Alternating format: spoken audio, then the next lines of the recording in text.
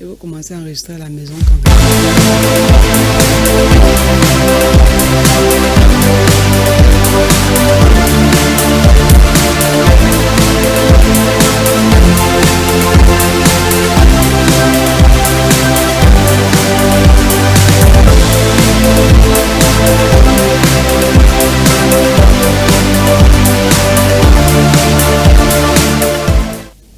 Bonjour à tous, bienvenue à une nouvelle émission de Rencontre divine.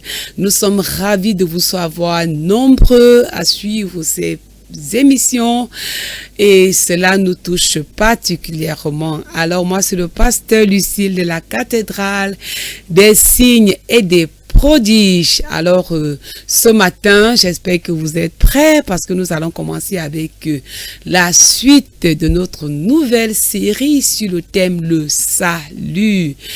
Dans l'édition précédente, nous avons parlé du problème du péché. Le péché, c'est dangereux. Le péché, c'est ce qui nous tue, ça nous détruit. Ça détruit l'homme physiquement, moralement, spirituellement. Le péché est quelque chose de mauvais. Le péché, ce sont des actes délibérés que l'on pose. Le péché, c'est quoi? C'est la non-conformité à la parole de Dieu, aux lois et aux prescriptions divines. Parce que Dieu a établi les commandements, il a établi ses lois, il a établi ses principes, dont plusieurs connaissent à travers les 10 commandements. Et Dieu nous appelle à véritablement ne pas nous retrouver en train de faire des choses qu'il n'aime pas. Lorsque nous faisons ce qu'il n'aime pas, cela nous souille, cela nous détruit, cela nous salit, ça salit notre homme intérieur. Nous pouvons physiquement avoir l'apparence que nous avons, mais si à l'intérieur, ce n'est pas pur, ce n'est pas propre, alors tout ce que nous portons, c'est un vêtement souillé. Alors nous allons continuer avec un thème merveilleux, toujours prodigieux. Comment Dieu a-t-il pourvu au salut de l'homme? Quelle est la solution de Dieu à ce problème? Quelle est la solution de Dieu au problème du péché? Parce que en réalité, si Dieu, dans toute sa gloire, n'avait pas prévu une solution à ce problème, nous serons tous perdus. Mais gloire à Dieu, parce que Dieu, il a pensé à tout à cause de son amour pour toi, à cause de son amour pour moi. Dieu a cherché la solution qu'il fallait pour résoudre ce problème. Alors, nous allons aller tout de suite et déjà vous pouvez nous joindre au 670 88 78 55 ou bien au 699 97 10 56. Alors, comment est-ce que Dieu a-t-il pourvu la solution pour le péché de l'homme? Alors, premièrement, par la mort de Christ.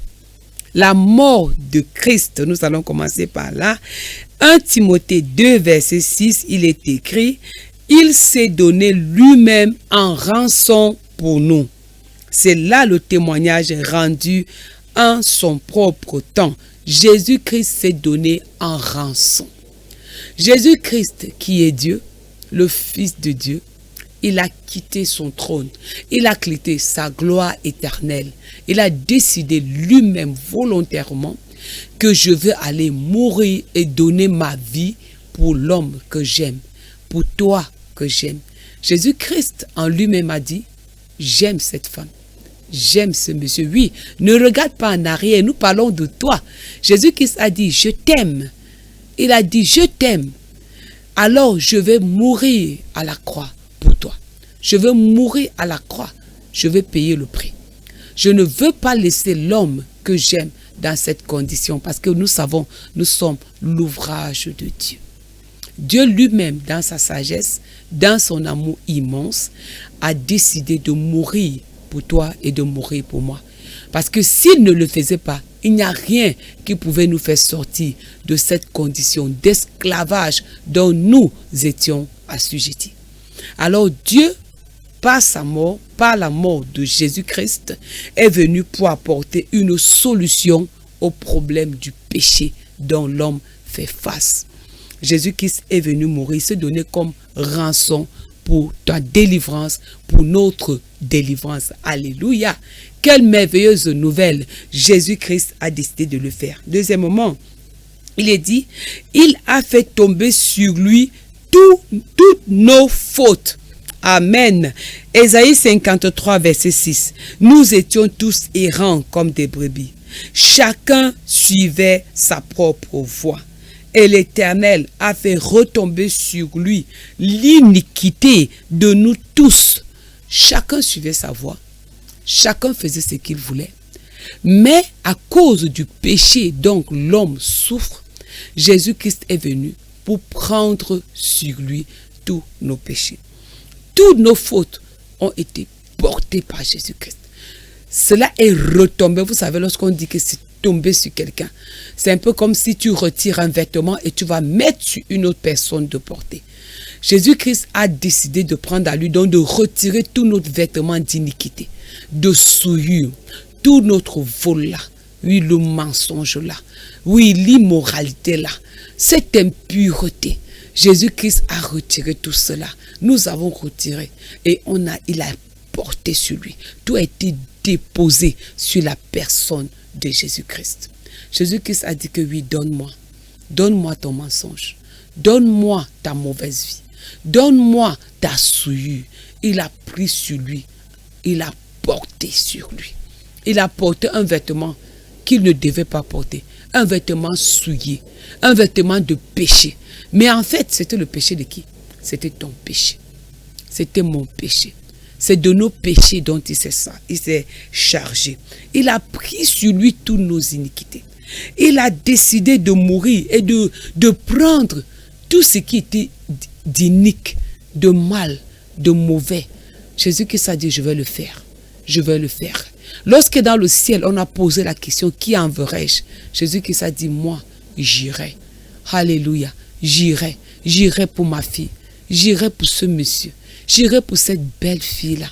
Oh, je ne peux pas le laisser se dégrader de la manière dont il est en train de se laisser être consumé par le mal.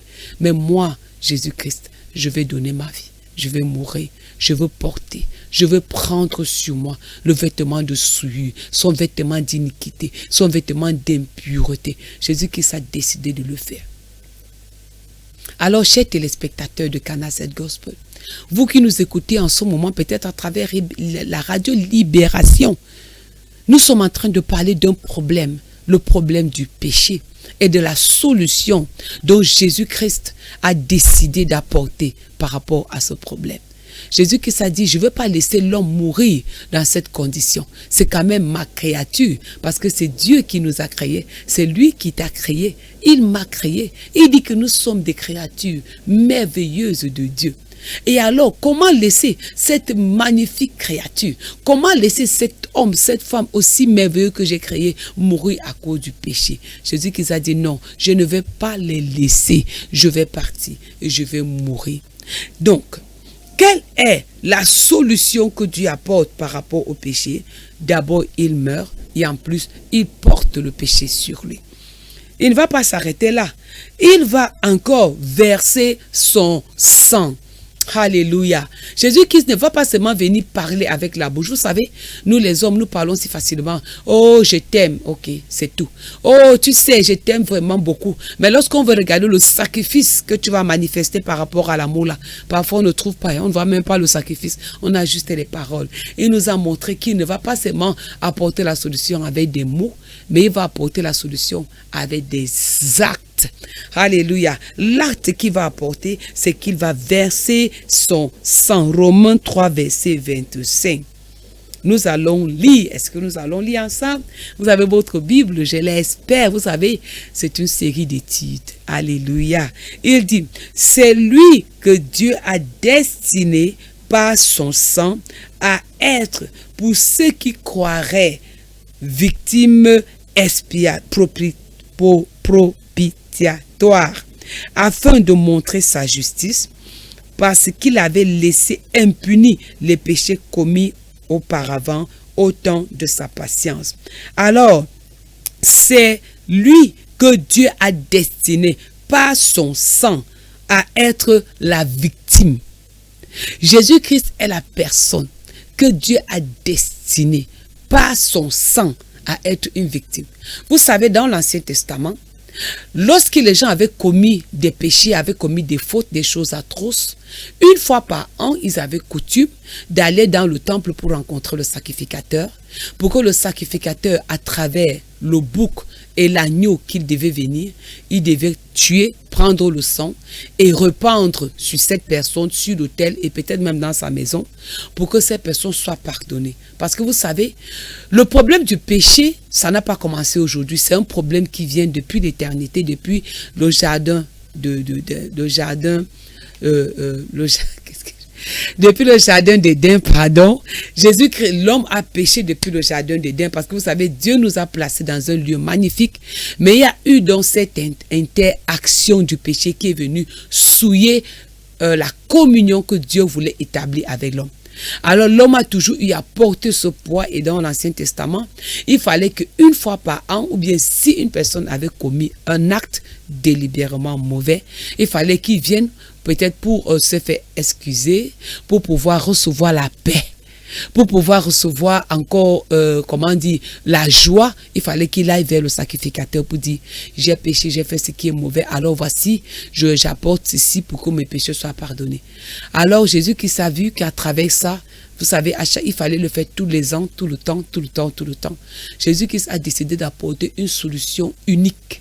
Une solution unique. Cette solution-là, c'était que lui-même, il doit mourir, verser son propre sang, pour que une fois pour toutes, le problème du péché soit solutionné. C'est la raison pour laquelle tu ne vas pas nous dire que parce que tu as péché, tu vas faire ceci, ou bien tu vas faire cela, aller dans un pèlerinage, ou tu vas aller faire des pénitences pour te faire pardonner. La seule et unique chose, et le seul moyen qui est recommandé pour le pardon du péché, c'est Jésus-Christ. C'est sa mort, c'est son sang versé à la croix. Amen. C'est le sang de Jésus-Christ. C'est le sang unique par lequel nous avons le pardon de nos péchés. Jésus-Christ va décider de verser son sang parce que lui-même, on dit, c'est lui que Dieu a destiné par son sang à être pour ceux qui croiraient victime propitiatoire. Jésus-Christ est la victime. Alors tu ne dois plus être une victime. Alléluia. Tu ne dois plus être une victime. Ce péché t'a déjà assez torturé. Le péché t'a déjà assez détruit.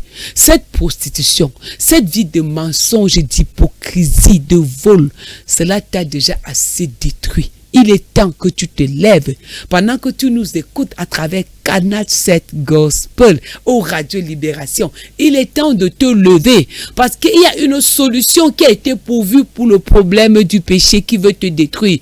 Mon frère, ma soeur, lève-toi parce que assez c'est assez.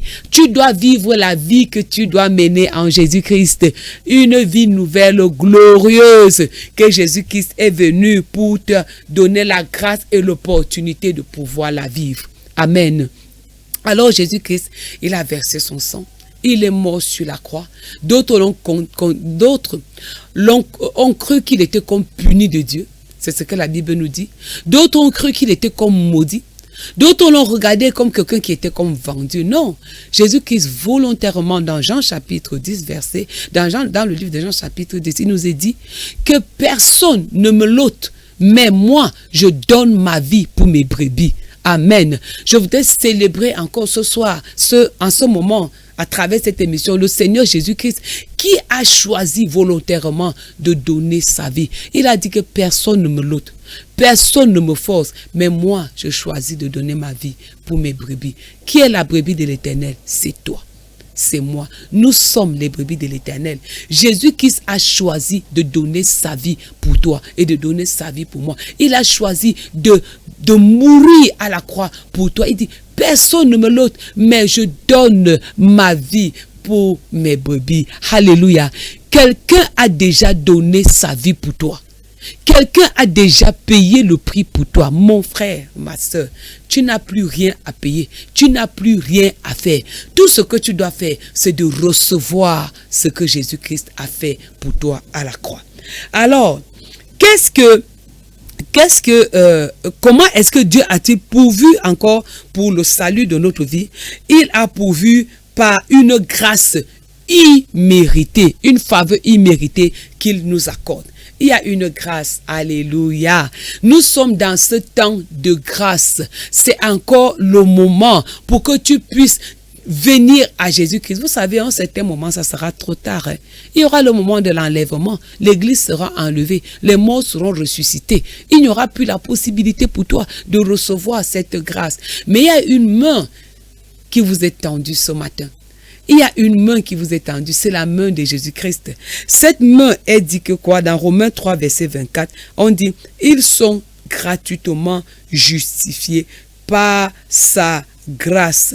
Alléluia. Nous sommes gratuitement justifiés, gratuitement purifiés, gratuitement pardonnés. Nous sommes gratuitement libérés par la mort de Jésus-Christ à la croix, à travers son sang qui a coulé à Golgotha. S'il vous plaît, nous ne sommes pas là pour nous appesantir sur le sort de Jésus-Christ.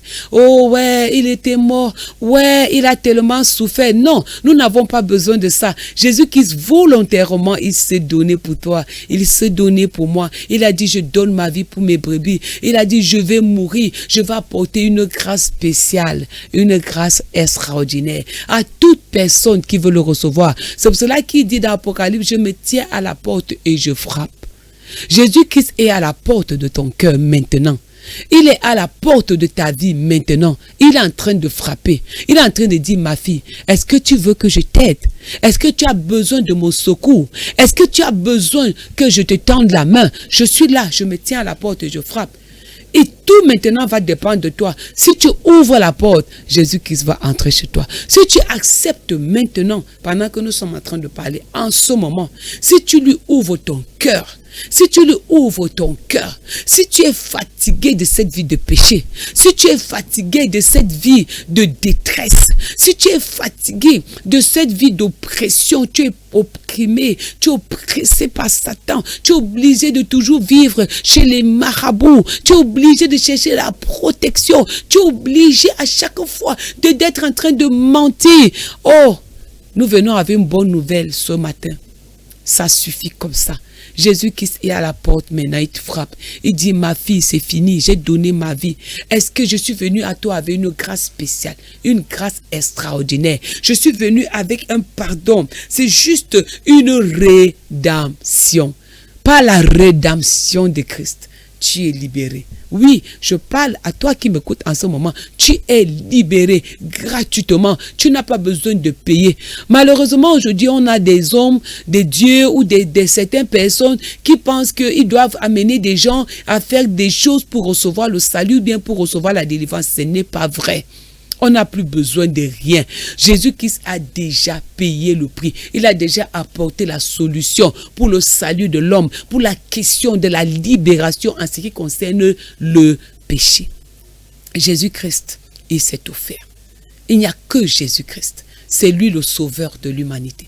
C'est lui le sauveur. Le sauveur. Nous, à travers Jésus-Christ, nous ne sommes plus sauvés. Ce n'est pas par nos œuvres. Ce n'est plus par nos œuvres que nous sommes sauvés. Alléluia. Nous allons lire dans Éphésiens 2, verset 8. Il est écrit. Car c'est par la grâce que vous êtes sauvés, par le moyen de la foi. Et cela ne vient pas de vous. C'est le don de Dieu. Ah, je voudrais encore relire ce texte. Éphésiens 2, verset 8. C'est par la grâce que vous êtes sauvés, par le moyen de la foi. Cela ne vient pas de vous, c'est le don de Dieu. Alléluia. Vous savez, il y a un cadeau céleste. Peut-être dans ta vie, tu n'as jamais reçu un don. Tu n'as jamais reçu vraiment un cadeau qui vaille vraiment la peine. Mais il y a un véritable don que je voudrais t'encourager à recevoir. C'est le don de Jésus-Christ. Jésus qui est venu pour se donner. Il dit, oh ma fille, me voici, prends-moi. je suis ton cadeau, je suis ton don.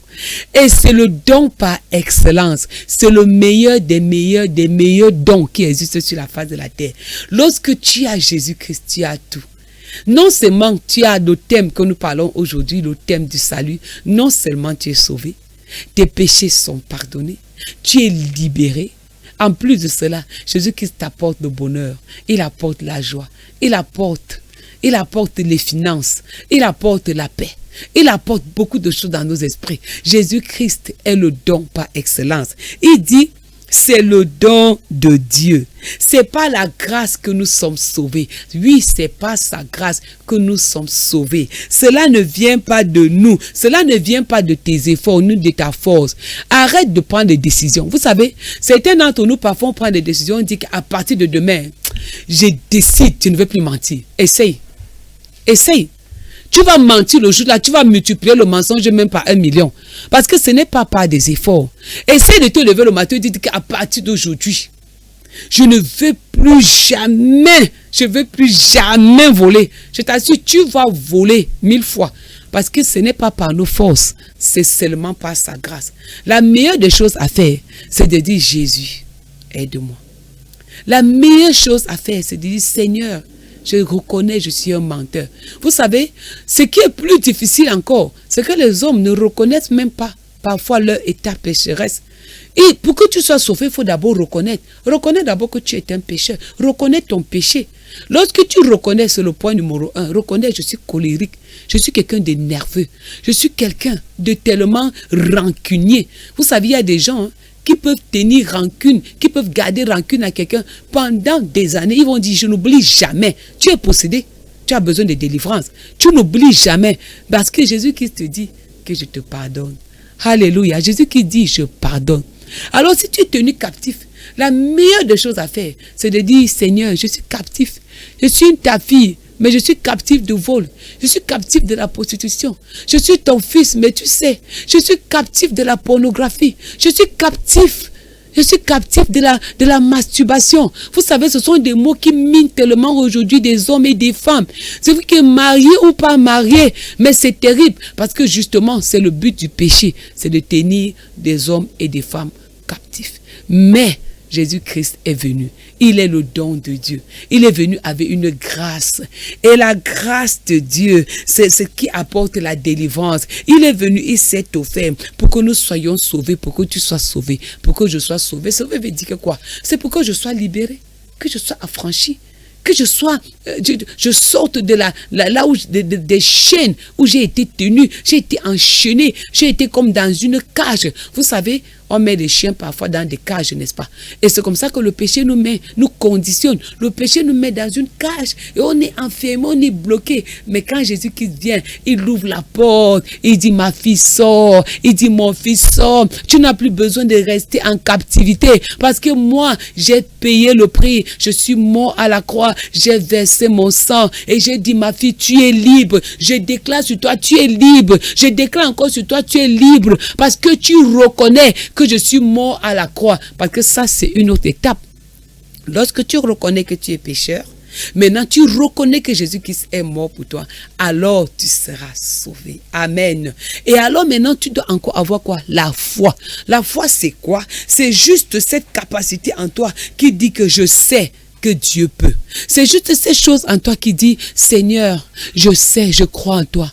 Je crois en ta puissance. Je crois en ton autorité. Je crois en ta capacité. Je crois que ton sang est en mesure de me libérer. Parce que le sang de Jésus-Christ efface le péché. Alléluia. Que le sang de Jésus-Christ efface ton péché maintenant. Puisse le sang de Jésus-Christ guérir ton homme intérieur maintenant. Puisse le sang de Jésus-Christ du sommet de ta tête à la plante de tes pieds nettoyer ton corps. Oh, il y a un sang qui nettoie. Il y a un sang qui lave. Il y a un sang qui purifie. Ça purifie l'homme intérieur et ça rend une personne belle parce que le sang de Jésus-Christ, c'est rien que le sang de Jésus-Christ qui peut te rendre belle, qui peut te rendre beau. Alléluia. Quelles sont les diverses significations de la mort de Christ? Amen. Par sa mort, Jésus-Christ se tient comme substitut pour tous nos péchés. Par sa mort, Jésus qui se tient comme substitut. Donc il se place devant. Tu étais sur le point d'être condamné. Tu étais sur le point d'être emprisonné à vie.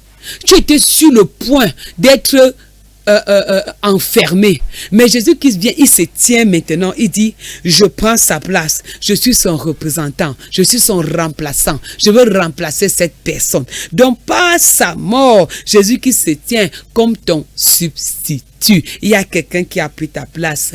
Amen. Les diverses significations de la mort de Christ. Par sa mort, il nous a rachetés. Ça veut dire qu'il a payé le prix de nos péchés pour que nous soyons libérés. Par sa mort, Jésus-Christ nous a rachetés. Il t'a racheté. Par sa mort, il nous a réconciliés avec Dieu. Car nous étions... Par nos péchés, nous étions perdus, nous étions égarés. Mais Jésus qui nous a réconciliés, il nous permet encore de communier avec Dieu. Peut-être tu ne priais plus, peut-être tu ne voulais même plus aller à l'église parce que tu disais que tes péchés te souillent beaucoup. Mais lève-toi ma soeur, lève-toi, va vers Dieu, va dans ton lieu de prière, lève-toi, tu vas à l'église. Jésus-Christ te reçoit. Par sa mort, il assure la propitiation, c'est-à-dire qu'il satisfait Dieu. Les sacrifices de l'Ancien Testament étaient limités. Mais Jésus-Christ apporte maintenant une pleine satisfaction en ce qui te concerne vers Dieu. Dieu est maintenant content de toi. Amen. Tu étais d'abord souillé à cause de tes péchés. Ça, ce sont les choses anciennes. Maintenant, Jésus-Christ est venu faire toutes choses nouvelles. Maintenant, ta vie peut briller. Tu peux briller. Amen. Jésus-Christ a apporté la solution pour la question du péché. Lève-toi et viens à Jésus-Christ. Lève-toi et cours dans les bras de Jésus-Christ. Il y a un cadeau qui t'attend. Reçois ton cadeau céleste au nom puissant de Jésus-Christ. Reçois ta délivrance au nom puissant de Jésus-Christ. Reçois ta restauration totale au nom puissant de Jésus-Christ. Peut-être tu es seul et tu as envie de communier avec quelqu'un. Si tu es à Yaoundé, en tout cas, nous sommes là à la cathédrale des signes et des prodiges.